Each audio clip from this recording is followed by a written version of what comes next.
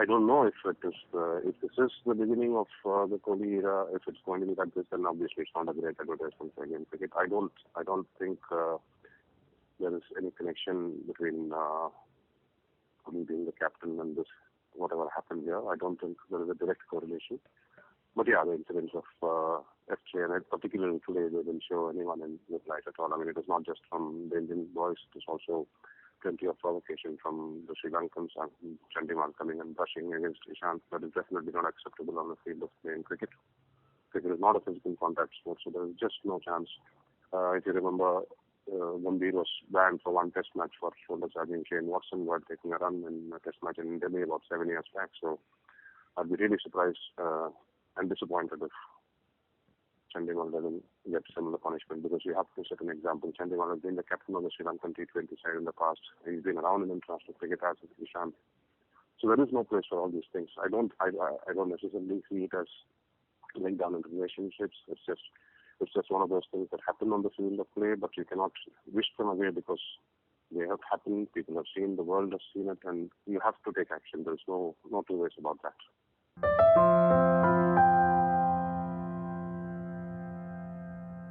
Yeah, they have. They are most emphatically. I mean, Pujara was brilliant in the first innings, carried his bat through, batted beautifully in the conditions, and the fact that he's coming back into the test team after about 4 test matches, knowing fully well that it's very difficult for him to keep his place once Vijay and Dhawan are back. So that was an excellent effort. Rohit, there have always been question marks about Rohit and test cricket from the time India started playing overseas since December 2013. He's hardly made runs outside of India. And before this innings, he had not made a half century in 10 innings in the second innings of Indian batting in any test match. So that was a bit of a concern. So the way he applied himself today was exemplary. He's naturally a stroke maker, but he curbed his natural instincts because the team needed a partnership when they began this morning with Rohit and Kohli batting. And I thought he batted quite beautifully. I mean, he paced his innings was very good, and he allowed Binny to express himself when he came out into the middle. And Rohit sort of took his foot off the pedal. I think by accident or by default, the game plan was for the set batsman to continue on and for the new batsman to come and sort of ease the pressure if any with the 3 boundaries early on, which is what Binny first did, and then Oja came and did the same thing. So collectively, it was a very, very good batting effort. Binny, of course, there have been many questions about whether he is all-rounder material, whether he should be batting at number 6, which even despite today's knock, I don't think he should be batting at number 6 in Test cricket.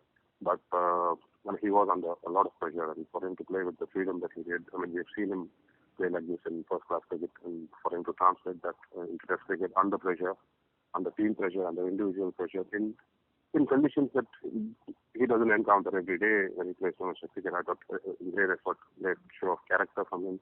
And also, you must remember that Ashwin came in with very little runs as well, and he actually demoted below Amit Mishra, who's had a very good series with the bat as well. And for him to come and top score, batting at number 9, to get those runs, important for him, because when they play 5 bowlers in the South Africa series at home, then you want contributions from somebody like an Ashwin, who is a very, very, very accomplished batsman. So just for the sake of his confidence, it would have been good for him to get a 50.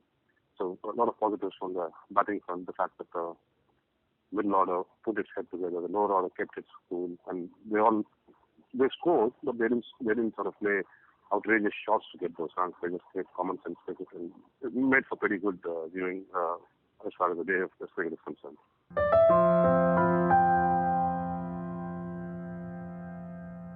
Oh yes, of course. I mean, from the Gaul test, you saw that you can take nothing for granted when it comes to cricket. Obviously, the weather is a factor. Today was one of those days where we had absolutely no interruption from the rain. Yes, bad light stopped play, but it was close to 5:30, if not more, when play was called off due to bad light.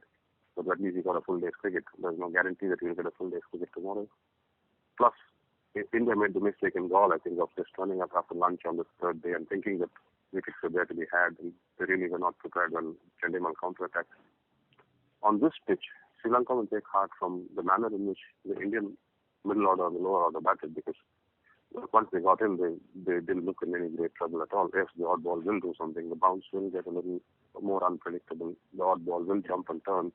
But it's not like the ball has got your name on it every time it leaves the bowler's hand. With Sri Lanka, for them to have any chance of saving the match, which their first priority will be to save the match. He'll be took back, not defensively, but not ultra-aggressively either. They have to find this right balance. In the short period that Angelo Matthews and Kaushik were there towards the end of the fourth evening, they seem to have found the balance. But tomorrow morning, the ball is still fairly new. Ishant and the fired of Ishant and Umesh Yadav will find assistance, as will Stuart Binnie. And then gradually Amit Mishra and Ashwin will come into the equation as well. So it will not be easy for Sri Lanka. But we cannot take an Indian win for granted. We've seen stranger things happen in Test cricket. We've seen stranger things happen in this series itself. So it will not be a cakewalk, or it could be a cakewalk. We never know how it will pan out. But we can certainly not take it for granted that India will win the Test match.